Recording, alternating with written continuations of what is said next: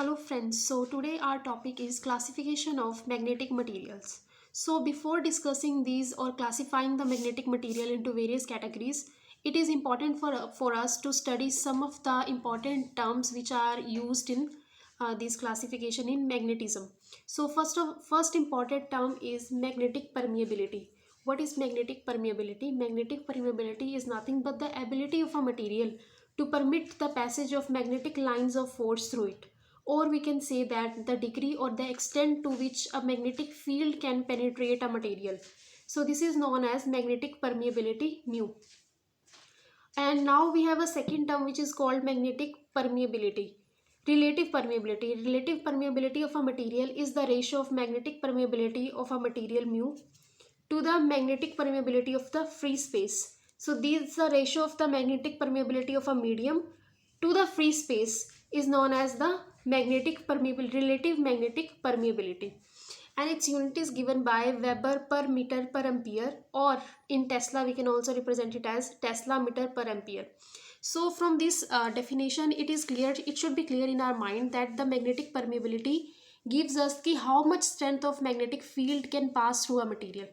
More the magnetic lines of forces or more the penetration of magnetic field through a material, which means the material can be magnetized easily. So next is magnetizing intensity H. What is magnetizing intensity? Magnetizing intensity is actually the strength of the external field in which we are placing our material to experience the magnetization. So for explaining, we can say the degree to which a magnetic field can magnetize a material is representing in terms of the magnetic intensity H, and it is represented by the symbol H. So in explaining it in a detail, let us now consider the magnetic induction of the field produced in the material of a toroidal solenoid is given by B is equals to N mu I. This is the expression we have already derived this expression in our previous videos. So you can also visit there. This is the strength of magnetic field which is produced in a solenoid or a toroid. So अगर हम यहाँ देखें तो Ni is nothing but the intensity of the field. So in all we have the final relation B is equals to mu H, and the unit is ampere per meter. So this is all about how strongly a magnetic field can magnetize a material. This is given by the magnetic field intensity or magnetizing intensity H. So next is intensity of magnetizing. It represents the extent to which a specimen is magnetized when placed in a magnetizing field. It is defined as the magnetic moment per unit volume of the material. Means if a magnetizing material is placed in an external magnetic field, then how much magnetism it can experience, or how much it can be magnetized by that magnetic field. So it is actually defined by the intensity of magnetization I, and it is nothing but the ratio of the magnetic moment upon the volume of the magnet. So magnetic moment, as you all know ki m is the strength of the dipole. As you all know about the dipole moment, it is nothing but the equal and the opposite poles separated by some distance.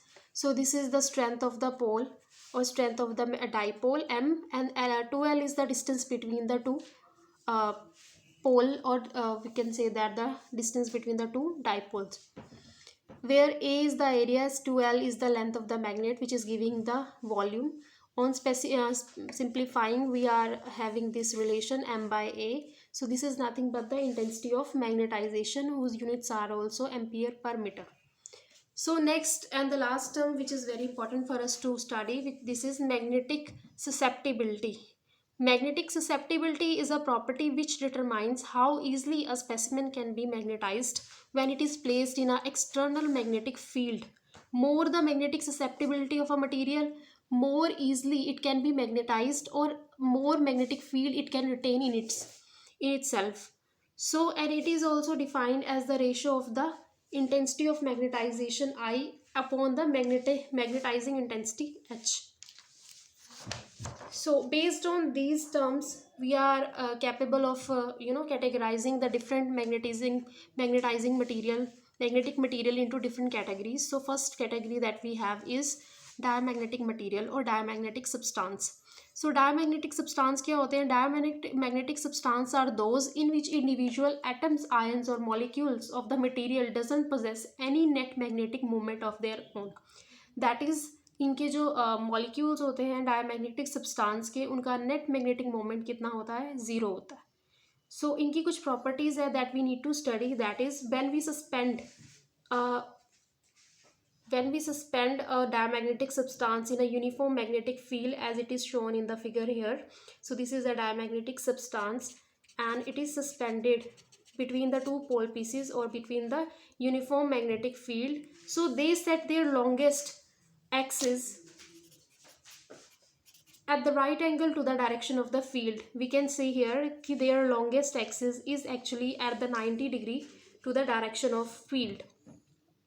So this is the property of the diamagnetic substance.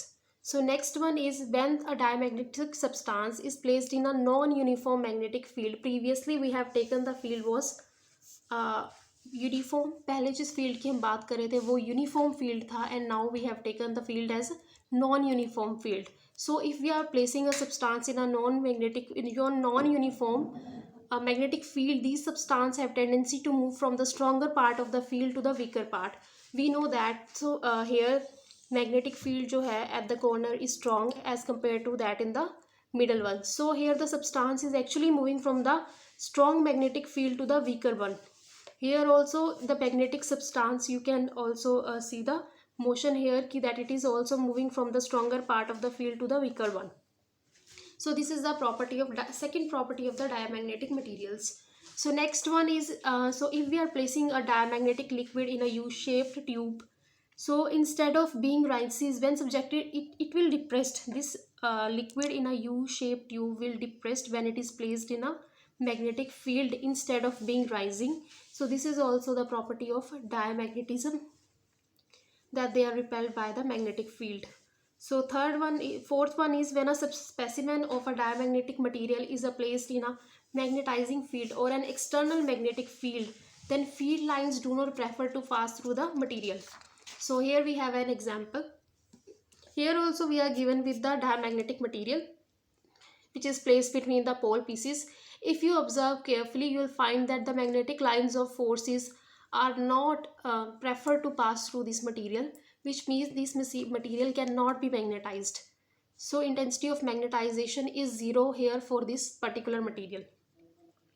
Again also we have some more properties like relative magnetic permeability of a diamagnetic substance is always less than unity. That is, it cannot be magnetized that is, no field lines prefer to pass through the diamagnetic substance, as we have already seen in the previous point. That is why its relative magnetic permeability is less than 1. So from this relation we have a relation here, that is mu is equals to 1 plus chi f. This is the susceptibility and the relation between the relative permeability and the magnetic susceptibility. As we know that this relative permeability is less than 1, so it is obvious that our susceptibility will be negative, which means the diamagnetic substance is having a negative susceptibility. So also the susceptibility of diamagnetic substance will not change with the temperature. Whether you are increasing the temperature or decreasing the temperature, its susceptibility will remain same. And we have the examples for the diamagnetic substance, that is bismuth, antimony, copper, lead, gold, silicon, quartz, water, alcohol, air, nitrogen, etc. So these are the all materials, or we can say elements with that shows the diamagnetic properties. These all properties that we have studied still these all properties are satisfied by these elements. So, and what is the reason behind this diamagnetic characteristics of a material? The reason behind that, as if we go in deeper, we'll find that as in an atom, we all know that electron revolve around the nucleus. So electron is having a orbital motion. At the same time, it is also spinning. So it is also having a spin motion. So the dipole moments that they have spin moment and that orbital moment, they both cancel each other.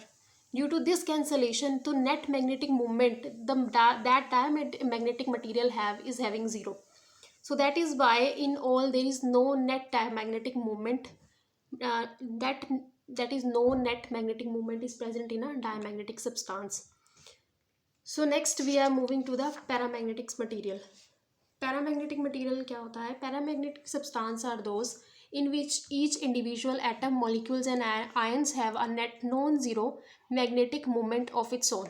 That is, diamagnetic में we have studied that they have zero magnetic moment in diamagnetic, but in paramagnetic there is non-zero magnetic moment. They have finite magnetic moment of its own. So they have their properties like when suspended in a uniform magnetic field, they rotate. Sorry, this diagram is actually wrong.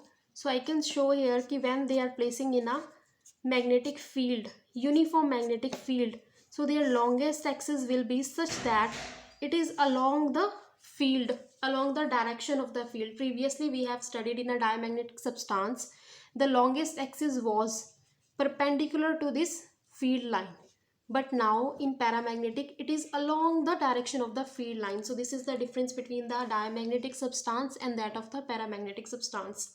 Next, this is not the right diagram, it is the mistake by me. So next one is कि when placed in a non-uniform magnetic field, they tend to move from the weaker part to the stronger one. It is just opposite to that of the diamagnetic, because they were moving from the stronger part of the field to the weaker one, and here they are moving from the weaker part to the stronger part of the magnetic field, provided your magnetic field should be non-uniform. So third one is when magnetic field is applied to the level of a paramagnetic liquid in one limb of a U-shaped tube, the liquid level will rise, and in diamagnetic it was falling, it was not rising. There was a depression that we have noticed in that case, but in paramagnetic all the properties are just opposite to that of the diamagnetic material. So when a specimen of a paramagnetic substance is placed in a magnetizing field, the magnetic field lines prefer to pass through the specimen. Like we have the magnetic field and a specimen is placed in between the field, so your magnetic field lines will pass through it, they will prefer to pass through it. और हम कह सकते हैं कि your material is actually magnetized by the external magnetic field. So in this case also relative permeability is greater than 1, whereas it was less than 1 in case of the diamagnetics. And when we put it in the relation, using in this relation, that is, we'll find the chi-m, that is the value of the magnetic susceptibility, it comes out to be the positive. So also we have seen that there was no relationship between the susceptibility of the material and the temperature for the diamagnetic substance. But when we switch to the paramagnetic substance, we'll find that the magnetic susceptibility of a material is inversely related to the temperature. That is, as we are lowering the temperature, their magnetic susceptibility will increase, and the vice versa. That is, if you are increasing the temperature, susceptibility decrease. If you are decreasing the temperature, your susceptibility will increase. So example is that aluminium, sodium, calcium, platinum, chromium, manganese, etc. These all materials shows the properties of paramagnetism. So next we have is ferromagnetic substance. Ferromagnetic substance are those substances which are actually showing the same properties like that of the paramagnetic, but the difference is that their magnetic properties and their intensity is relatively higher than that of the paramagnetic substance. So like they show all the properties of paramagnetism, but to a much greater extent. When external field is applied, they get strongly magnetized. So this is all about the ferromagnetics, paramagnetic and the diamagnetic substance. So hope you like the video. If you like it, don't forget to subscribe my channel Science Analytica. Thank you.